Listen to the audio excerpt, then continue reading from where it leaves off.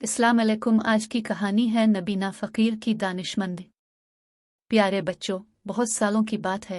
मुल्क खरासान में बख्त शाह की हुकूमत थी, जो बहुत नेक और रहम दिल बादशाह था। इसके बरक्स बख्त शाह का वजीर इंतहाई मगरूर और बदमिजाज शख्स था। वजीर बनने के बाद कुव्वत व इख्तियारात और दौलत की रेल पेल ने इसका दिमाग ख़राब कर दिया था, जिसकी वजह से वो हर शख्स को हकीर समझता था।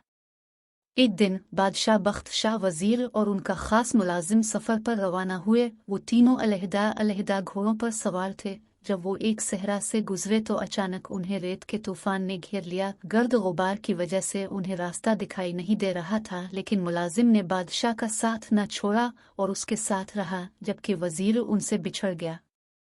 कुछ देर बाद जब तूफान थमा तो वो दोनों अलग अलग वजीर को तलाश करने लगे।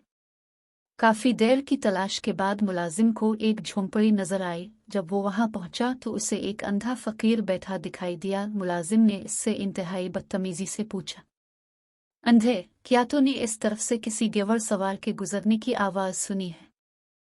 फकीर ने जवाब दिया, नहीं भाई, मुझे तो कुछ सुनाई नहीं दिया। मुलाजिम ये सुनकर आगे बढ़ गया। थोड़ी देर बाद वजीर भी अपने साथियों को तलाश करता हुआ आदेर से गुजरा। झोंपड़ी देखकर वो भी रुका और उसने फकीर से पूछा, वो फकीर, क्या तुमने यहाँ से किसी आदमी के गुजरने की आवाजें सुनी हैं? उसने वजीर को भी वही जवाब दिया जो मुलाजिम को दिया था। वजीर भी वहां से आगे बढ़ गया। कुछ ही देर गुजरी थी कि बख्त शाह भी इसी झोंपड़ी के पास से गुजरा।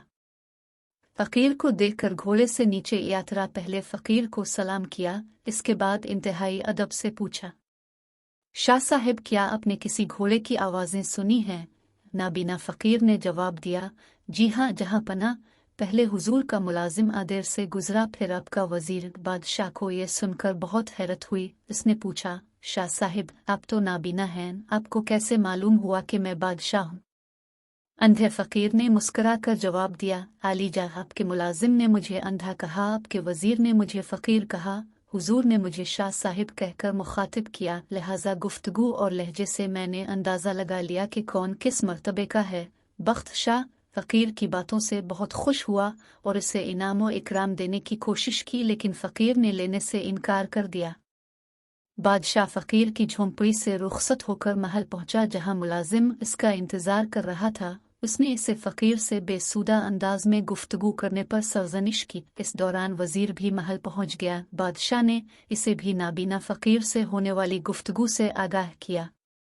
फिर दोनों को समझाया कि ताला मर्तबे या उहदे के नशे में किसी इंसान को कमतर और हकीर नहीं समझना चाहिए। ये सब कुछ अल्लाह ताला का दिया हुआ अतिया है, लेकिन याद रखो, अगर खालिक कायनात अगर किसी को कुछ देता है तो वो इसे वापस लेने की भी कुदरत रखता है।